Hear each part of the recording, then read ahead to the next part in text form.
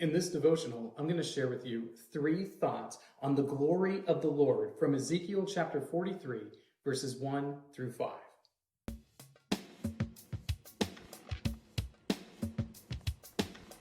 Ezekiel 43, verses 1 through 5 says, "Then he led me to the gate facing east, and behold, the glory of the God of Israel was coming from the east. And the sound of his coming was like the sound of many waters, and the earth shone with his glory. And the vision I saw was just like the vision that I had seen when he came to destroy the city, just like the vision I had seen by the Chebar Canal.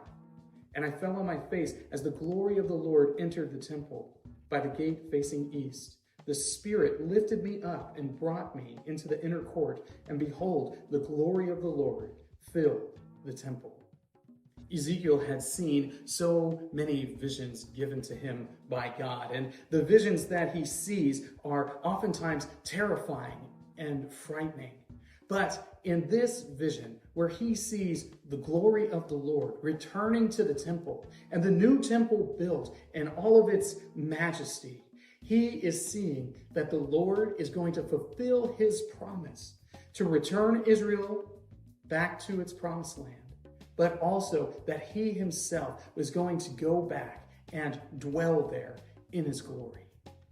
Here are 3 thoughts on the glory of the Lord from Ezekiel 43, 1 through 5. Thought number 1, it comes from the east. The glory of the Lord comes from the east. So just in the same place where the sun would rise and the people would see it coming up and day begins anew, so too Ezekiel sees the glory of the Lord coming from the east. The east is also where the people of Israel were in exile. So while Ezekiel is there on the temple grounds and he sees the glory of the Lord rushing from the east, there's this idea of the new day, but there's also this idea of the return from exile. As the Lord comes from the east, it's a brand new day for Israel, and he is going to make himself present there with them. Thought number 2 makes Ezekiel fall. The glory of the Lord coming from the east is such a powerful experience that Ezekiel once again falls on his face.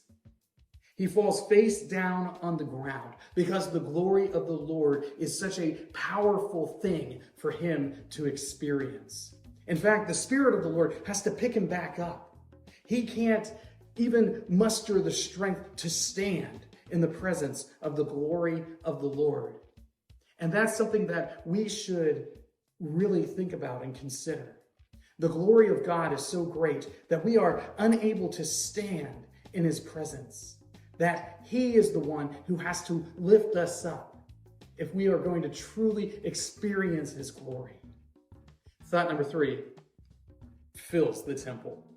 The glory of the Lord fills the temple, meaning this great structure that is built. And the structure in Ezekiel's vision is much, much larger than the temple that was destroyed and even the temple that would be rebuilt. It is a fantastic structure, but even this great big building could not contain the glory of the Lord.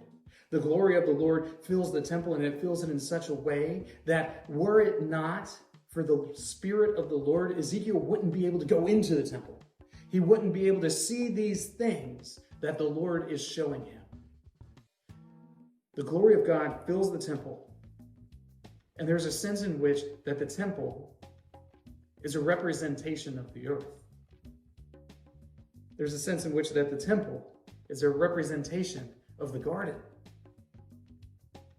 There's a sense in which the temple is a representation of the new heavens, the new earth, this new Jerusalem that we are all hoping for in the consummation. And the glory of the Lord will fill it. The glory of God is so great, is so vast, that it can't even properly be explained or even experienced by us, mere creatures. But because the glory of God is so great, we can trust that he himself is great and able to accomplish all that he has said he would do.